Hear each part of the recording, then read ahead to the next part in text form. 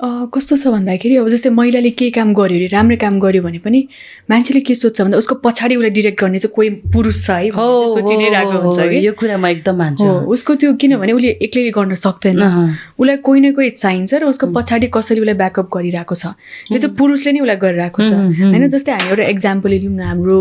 उपमेयर सुनिता डङ्गोल होइन आफैमा सक्षम छ गरिरहेको छ होइन अनि राम्रोसँग अन्तर्राष्ट्रिय तवरमा पनि उहाँले अब सबैलाई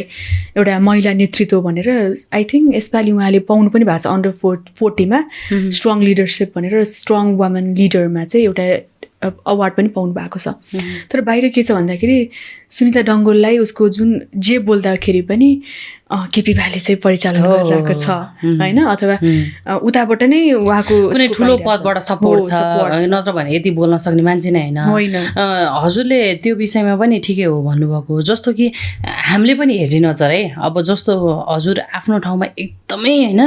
विज्ञ सबै कुराको ट्यालेन्ट छ हजुरले गर्न सक्नुहुन्छ त्यो थाहा छ त्यो मलाई पनि थाहा छ तर मैले हेर्दाखेरि चाहिँ बे भएको मान्छेलाई चाहिँ यसलाई पक्का हस्बेन्डको सपोर्ट छ भन्ने होइन अनि बे यदि म्यारिड छैन भने त्यो मान्छेलाई चाहिँ कसैले पक्का बोयफ्रेन्ड होला या कोही होला कोही त छ होइन घरको मान्छे हामी अझ त्यहाँसम्म सोच्छौँ कि घरको मान्छे त होइन तर पक्का बोयफ्रेन्डले चाहिँ सपोर्ट गरेछ किन हुन्छ भ्रम नेपालीहरूलाई किन त्यस्तो हुन्छ अब त्यसरी नै सिकाइ नै त्यस्तै पालन पोषण नै त्यस्तै अब अर्को कुरा त झन् महिलाहरूले राम्री हुनु झन् अलिकति गाह्रो नै छ किनभने काहीँ राम्रो गरी आफ्नै स्किलले आफ्नै क्यालिबरले जाँदाखेरि पनि ऊ राम्री भयो त्यही भएर उसले ब्युटी प्रिभिलेज पाएर ऊ चाहिँ अगाडि छ